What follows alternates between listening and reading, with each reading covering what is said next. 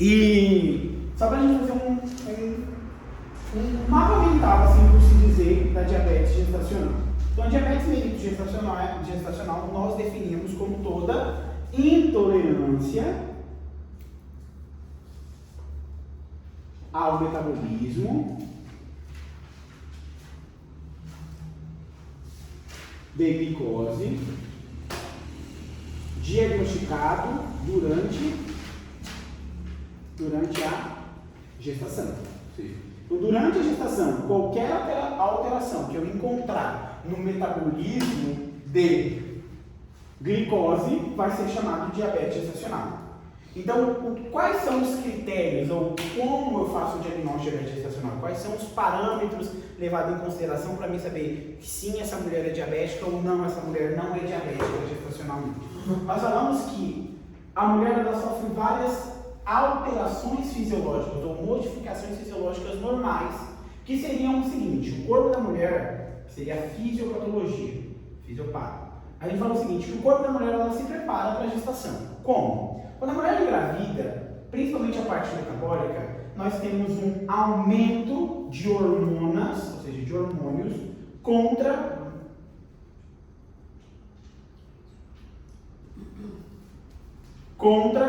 reguladores. Então, quais são esses hormônios que aumentam a concentração especificamente? A gente falou principalmente do lactogênio placentário, do estrógeno, progestágeno, cortisol. Todos esses hormônios têm como único intuito aumentar a concentração plasmática, ou seja, sanguínea de glicose.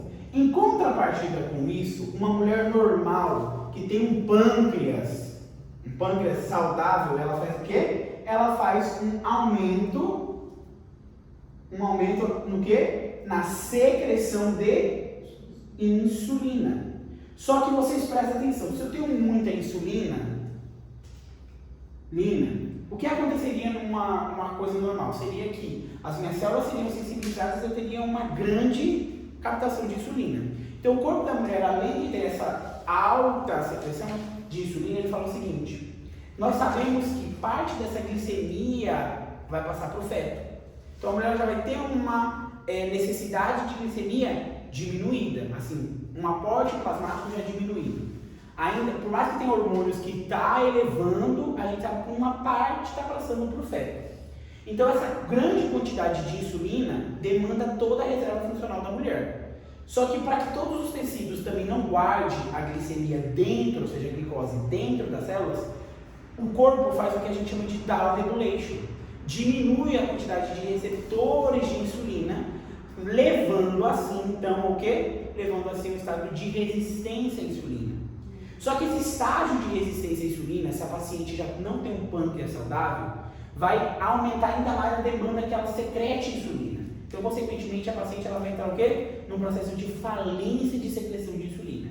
E é nesse momento, por predominar muito hormônio, porque os hormônios contrarreguladores é o que mantém a gestação saudável, faz com que níveis aumentados de glicemia, ou seja, que a mulher cursa com níveis aumentados de glicemia. E esses níveis aumentados de glicemia que vão ser detectados durante a gestação vão ser chamados de diabetes gestacional, justamente por falha nessa homeostase. Porque o que seria correto? Os hormônios contrarreguladores aumentem, a insulina aumenta, a resistência à insulina é gerada, só que o pâncreas dá conta de, tanto com o aumento dos hormônios, quanto da resistência, ele dá conta de secretar muito mais insulina para dar conta de manter tudo em homeostase. O que acontece aqui é que ele dá conta de manter o aumento dos hormônios contrarreguladores, só que ele não supre a resistência à insulina.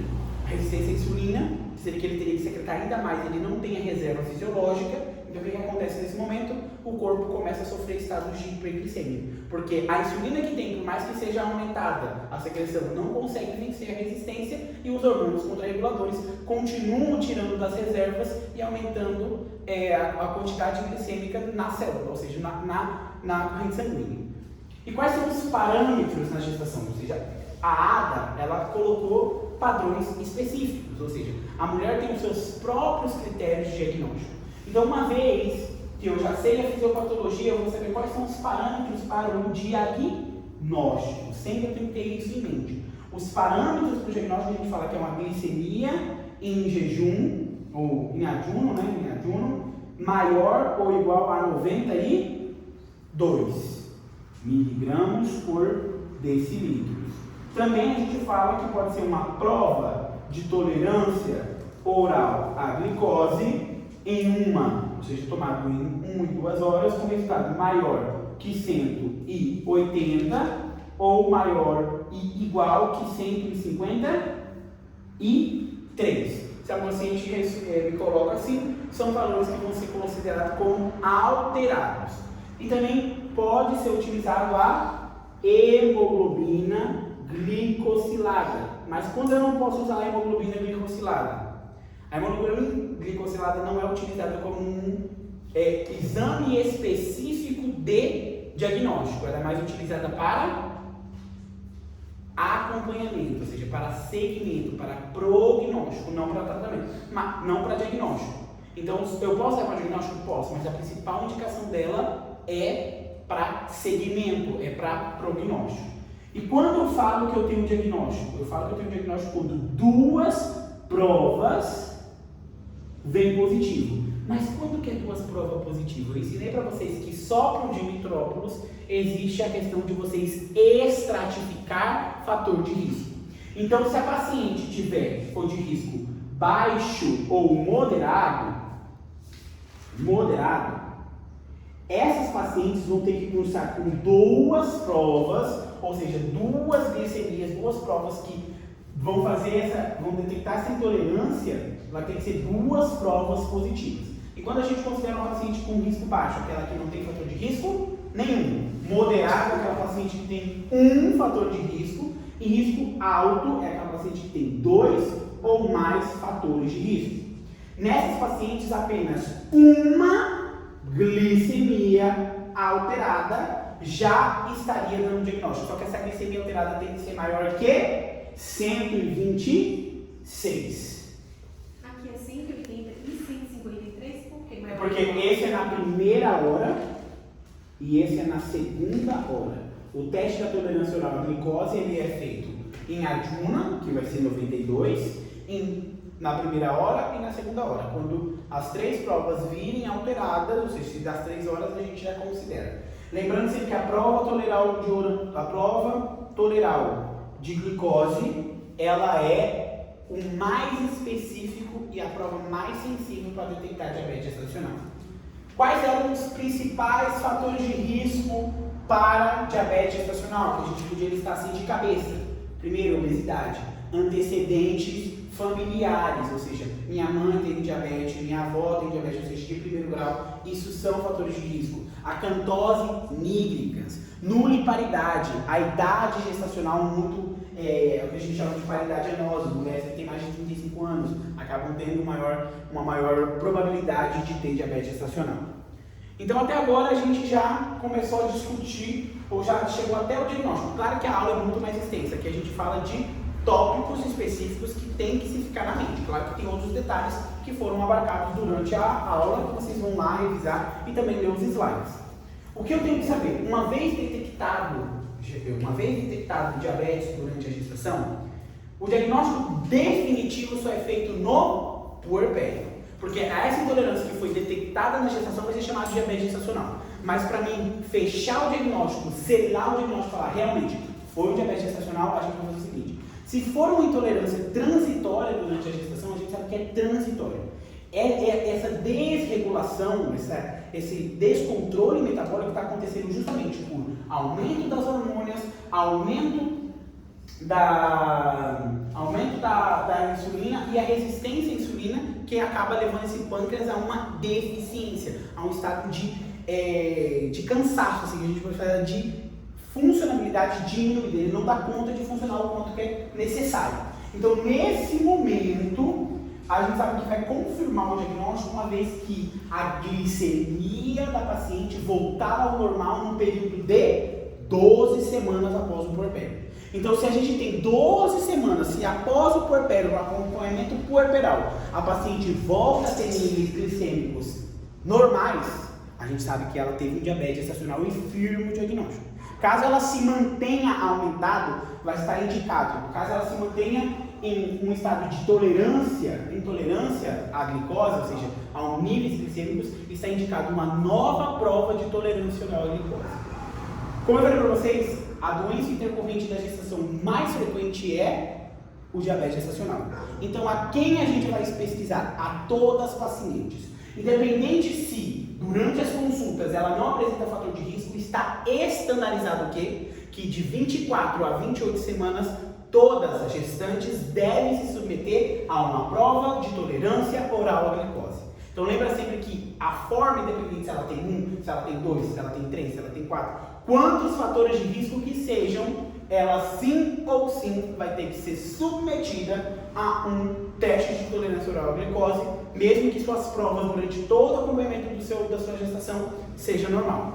Uma vez detectado, a gente entra na questão do tratamento. Então, como que é o tratamento da diabetes gestacional? Uma vez firmado o diagnóstico, a gente sabe que o primeiro passo do tratamento é MEV, que eu gosto de chamar, que é mudança do estilo de vida, que vai ser adotado por 2 semanas na gestante. Então, nessas 2 semanas, eu vou fazer o seguinte: eu vou passar uma alimentação contando carboidratos, onde o máximo de carboidrato que ela pode ingerir é 150 gramas de carboidratos durante toda a semana. Vou fazer exercícios físicos, ou seja, vou colocar aquela mulher para ela fazer no mínimo 30 minutos todos os dias, num total de 150 minutos por semana, e vou regular sono, dieta, remover algum fator de risco que ela possa apresentar. Se dentro desses duas semanas a paciente não alcança a minha meta terapêutica, qual é a nossa meta terapêutica? Qual é a nossa meta terapêutica para o paciente que está com diabetes gestacional?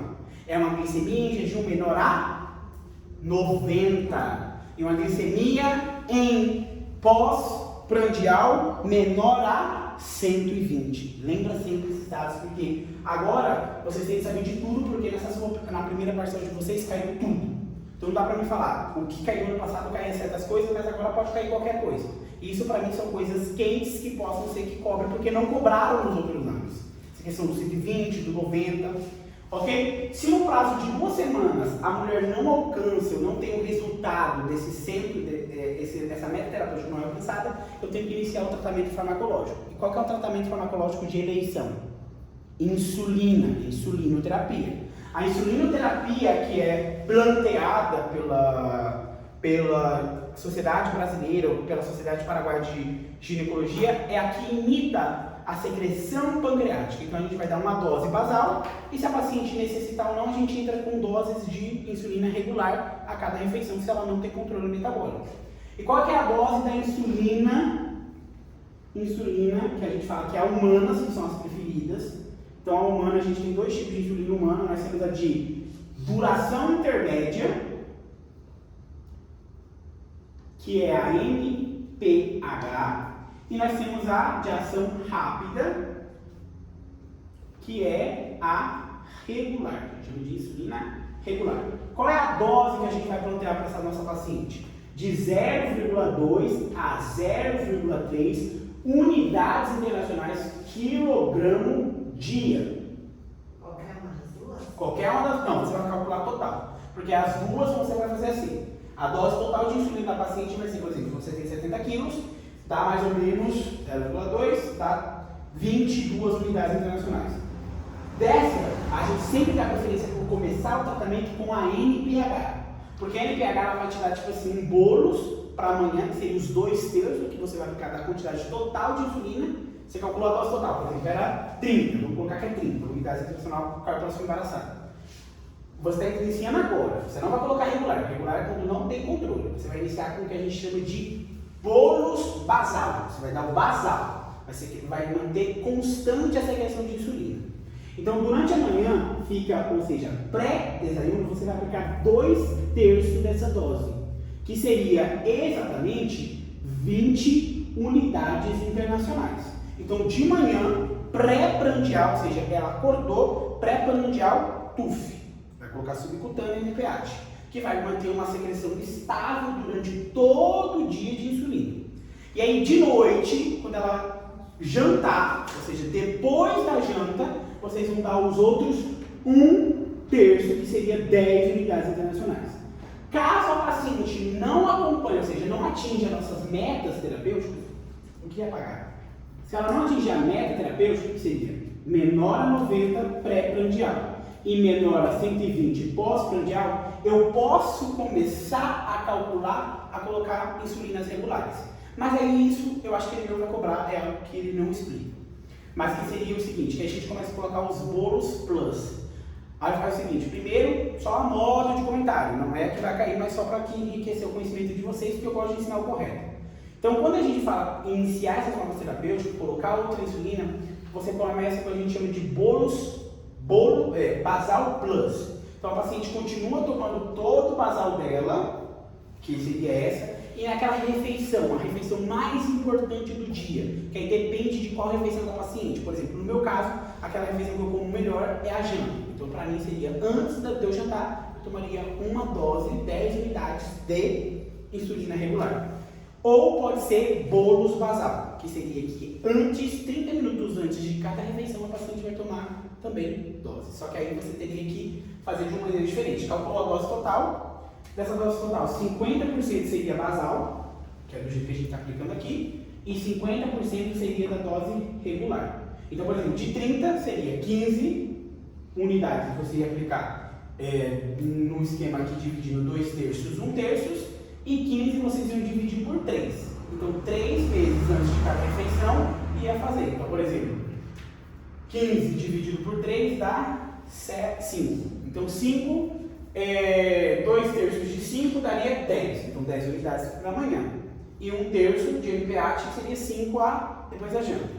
E antes de cada refeição, vocês dariam 5 unidades internacionais para cada mulher. Entendeu? Então, é difícil, mas ele não cobra. Ele cobra essa questão. Dose, já ouvi cair. Quais são as insulinas, que é a insulina humana? Se usa embaraçadas a insulina humana. A gente tem insulina glargina, lisopro, que são sintéticas, que não são utilizadas. A gente usa as humanas. Tem 2 tipos de humana. A intermédia, que é a NPH, e nós temos a de ação rápida, que é a regular. Por que uma é tipo antes do jantar e a outra depois? Por exemplo, quando você faz a regular ela vem para imitar a secreção do pâncreas. Quando você come carboidrato, o pâncreas tem uma liberação assim rápida de insulina. Então essa seria a função da regular, entendeu? Fazer esse pico de insulina para dar tempo de ser o pico que entra na sua corrente sanguínea. Já a basal seria o seguinte, nosso pâncreas durante todo o dia ele secreta insulina. Então ele secreta no nível basal. E aí você tem 2 grandes picos. Você tem, quando você acorda, você tem uma grande secreção para manter o dia todo o estado glicêmico. E você tem durante a madrugada para você manter também o glicêmico. Então a NPAT ela vem justamente para fazer aquele controle durante todo o dia e depois do jantar fazer durante toda a madrugada, para que você mantenha uma secreção basal. E as regulares é quando, mesmo com a NPAT, você não consegue manter uma glicemia aceitável. Então, nesse caso, você tem que colocar as regulares. As regulares vêm para fazer os picos de insulina. Deixa eu colocar um gráfico para você entender. Eu adoro explicar sobre isso, porque isso aqui é endocrinologia pura, eu amo. Gráfico de secreção de insulina. Aqui está.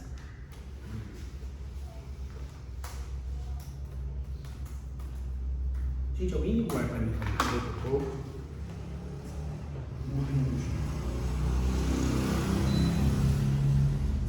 Olá, boa noite.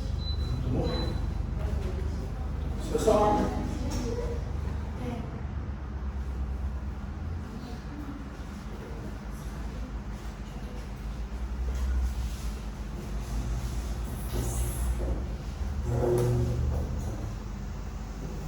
Esse é o gráfico.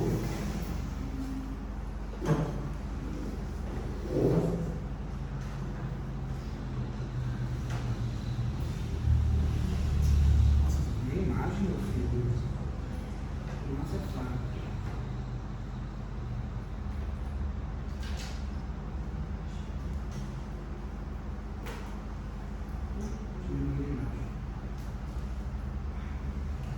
Vocês conseguem enxergar isso aqui, não? Vocês conseguem enxergar bem. Então, ó, como funciona a secreção normal do nosso pâncreas? Nosso pâncreas secreta durante todo o dia uma quantidade basal de insulina. Só que antes de cada refeição, tá vendo aqui, desayuno, almoço e jantar, ele faz um pico de insulina. Então, o nosso esquema de fazer insulinoterapia seria imitar essa secreção.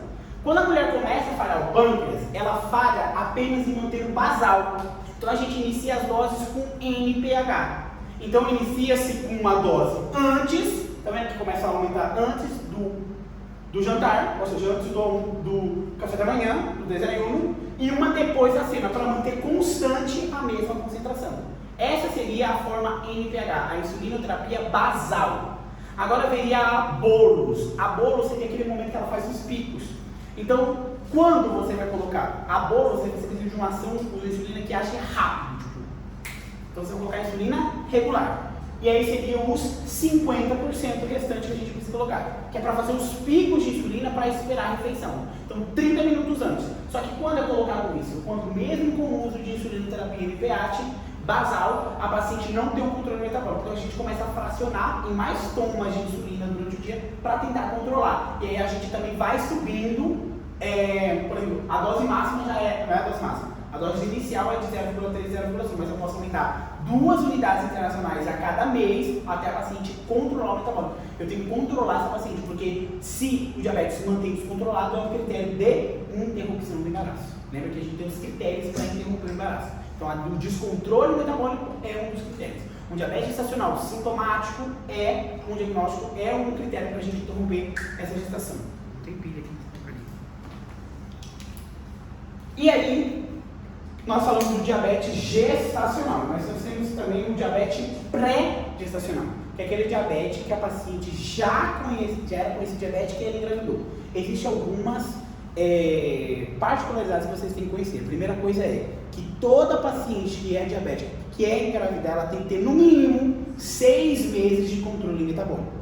E que se ela não se encontra dentro do controle metabólico, está contraindicado a gestação. Assim como aquelas pacientes que sofrem de retinopatia diabética ou alguma alteração de órgão-alvo do diabetes, está contraindicado até que se resolva. Por quê? Porque uma vez que a mulher é pré-gestacional e ela é engravida, a gente falou que é o seguinte, 5 anos. Uma gravidez avança a história natural da doença em 5 anos, ou seja, as complicações que ela ia colher em 5 anos, com uma gravidez no diabetes mal controlado, ela vai acabar evoluindo muito mais drasticamente. E aí também a gente sabe o seguinte, que a gestação que o diabetes pré-gestacional é um fator de risco para malformações neurológicas fetais. Então isso é uma pergunta que costuma sempre cair, qual é o diabetes mais associado, quais são as complicações do diabetes, e coloca como do diabetes pré-gestacional são as malformações neurológicas e cardiológicas. Então a cardiopatia hipertensiva isquêmica que o feto pode sofrer é quando as pacientes já eram diabéticas mal controladas e aí elas acabam tendo uma gestação. E aí, até quando eu posso levar a gestação? Se a paciente tem uma diabetes gestacional bem controlada, a gestação pode seguir até 40 semanas e a terminação é de acordo com o critério obstétrico. Agora, se a paciente já está no uso de insulinoterapia, a gente deixa por exemplo, a paciente está com diabetes gestacional, mas a gente controlou com MEV, mudanças do hábito de vida. Então aí, 40 semanas. Se o paciente está com insulinoterapia e está bem controlado, eu posso interromper a gestação com 38 semanas, também de acordo com via obstétrica. O que significa isso? Não é cesárea.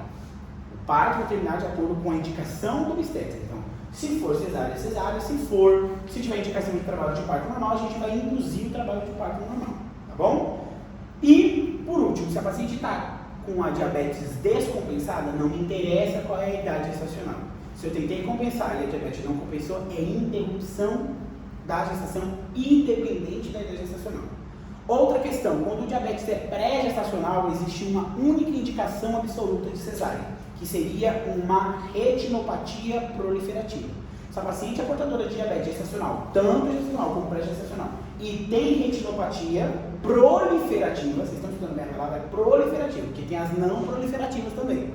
Quando ele vai falar que é proliferativa para vocês? Quando ele falar que tem a neovasculogênese. Então, sempre que vai que ele coloca um exame de fundo de olho lá para vocês interpretarem uma questão. Se falar que tem neovasculogênese, ou seja, formação de novos vasos, isso é conhecido como uma retinopatia proliferativa.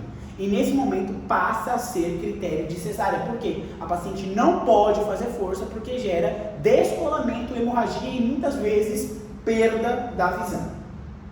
Estamos conversados? Então esses são os principais pontos. Eu tenho que saber a definição, eu tenho que saber a fisiopatologia e aí lembrar sempre que, por mais que ao iniciar a insulinoterapia, já que eu não falei isso na aula passada, só para deixar gravado para que todo mundo assista de novo, quando eu vou iniciar a insulinoterapia, é um critério de internação para minha paciente, para que eu eduque ela, como ela vai fazer as aplicações e os controles diários da insulinoterapia, para que eu tenha ou não o resultado da eficácia de um controle, um bom controle metabólico.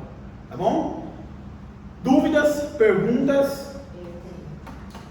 Eu só interrompo a gestação quando ela é pré-gestacional, quando ela tem a retinopatia. Não, pode ser diabetes gestacional também pode levar à evolução de uma retinopatia.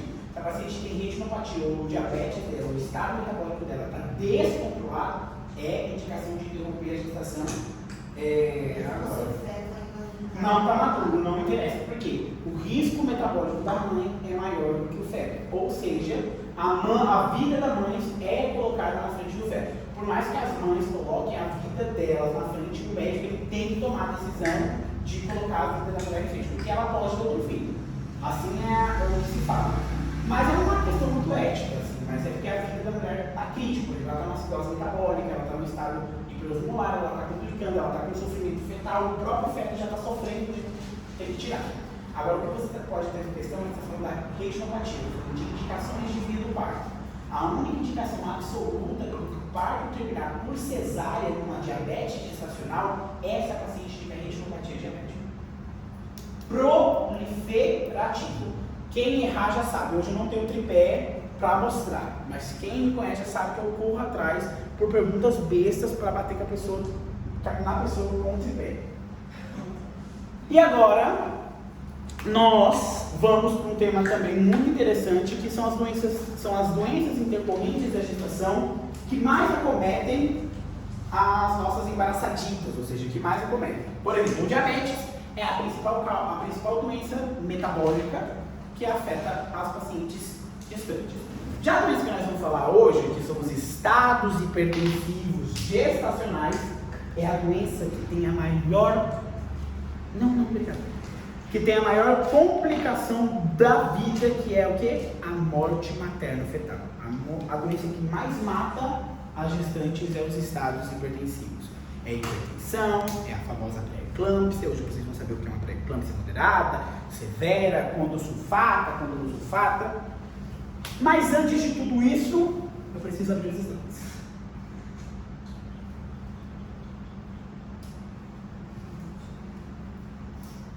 Vocês já tiveram essa aula na faculdade ou ainda não?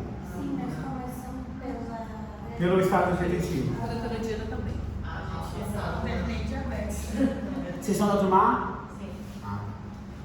Turma A não teve mesmo não. Você que a Fabiola falou mesmo que não teve não. Aconteceu essa coisa. Sim, porque falaram que ia matar todo mundo.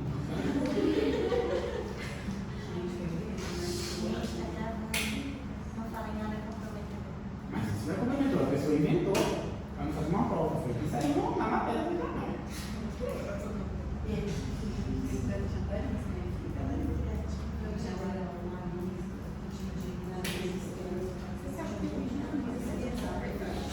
Para a gravação, porque a gente coloca. Para a gravação e começa depois de novo. Porque eu preciso achar.